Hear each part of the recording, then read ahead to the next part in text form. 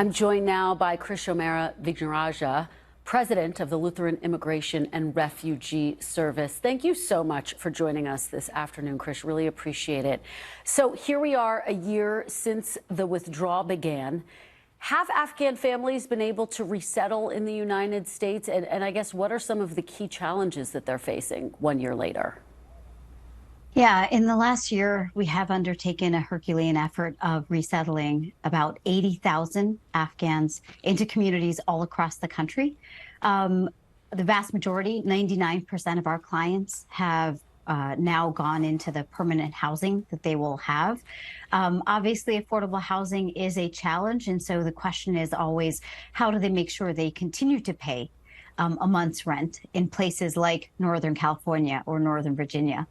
Another challenge is just making sure that we find them jobs. They are driven, they're enthusiastic, they want to work. So we're always eager to find employers who are looking for reliable, skilled, and or ambitious employees, because those are our clients. And then, of course, there's the trauma of the journey to come to the U.S., the trauma of knowing that they have still close family that's in harm's way in Afghanistan. Well, you take me to my next question. What about those family members who were left in Afghanistan? What are the efforts like to try to bring them here to the U.S.? It's a dire situation. A year ago, we heard U.S. officials say that even after the military withdrew, the mission would continue. But the truth is, we've only had 5,000 come over through special immigrant visas, 1,000 come over through refugees. The vast majority of Afghans who are trying to reunite with family who are now here have been turned back. They've had a 96% denial rate. And so the reality is the hundreds of thousands of allies that we left behind, the vast majority aren't having a chance to come here to the U.S.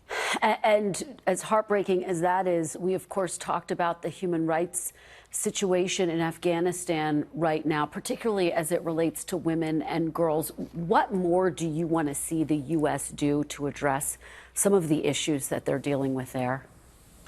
We've got to make clear that this is a top priority. I was Michelle Obama's policy director and led Let Girls Learn. And we've known that the Taliban will initially proclaim that it's a matter of a delay for girls to go to school, but then those delays turn out to be years. We need to make it clear to the Taliban that this is a top issue, that we will not stop, we will not engage, even through a diplomatic proxy, until girls are allowed to go to school. Women have the basic freedom to even go outside on their own. These are protections that the Taliban, I think, have looked to the Ukraine situation, seen that the West is distracted and taken advantage and ramped up these efforts. And I do want to ask you about Ukraine in a moment, but we all saw that withdrawal, how chaotic it was. I talked about it in my description at the top. Has there been any accountability in the wake of how some of the atrocities unfolded there? You know, it's interesting. I think we have heard some military officials indicate that the withdrawal should have happened earlier. This is what we as an organization and some of our allies in terms of veterans groups called for in the spring of last year. Yeah. We knew once Donald Trump had set forth a military withdrawal timeframe, we had to evacuate people. So I think there's a recognition of that. But in terms of still completing the job of making sure that Afghans who are still facing Taliban retribution, that they can come to U.S. soil, we have not seen as significant an effort as we need to see. And very quickly on the Ukrainian refugees, obviously there's so much focus on helping them right now. What more resources need to be put in place? Well, we're heartened by the fact that President Biden is actually going to fulfill his commitment of resettling 100,000 Ukrainian refugees to the U.S.